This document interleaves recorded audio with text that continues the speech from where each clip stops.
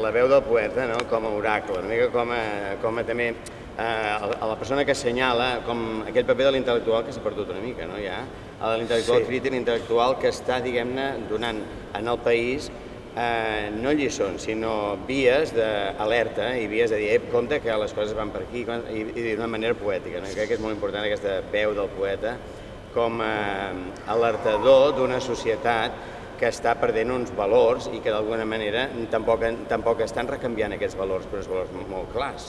Vull dir, si diguéssim, bueno, és que ara quan serem independents farem uns valors que seran aquests, no estan clars aquests valors tampoc. Per tant, com a societat, ni com a poble, ni com a país, es posa en dubte això. I penso que això és molt important, que sigui justament un poeta, la veu d'un poeta, la veu d'una persona que treballa amb la llengua, que té aquesta cura del llenguatge, que es mulla d'una manera, diguem-ne, política també, i que ensenya, o no que ensenya, que porta la gent, que intenta portar a la gent cap a un lloc, doneu-se'n d'on estem i doneu-se'n que no tenim un lloc on anar.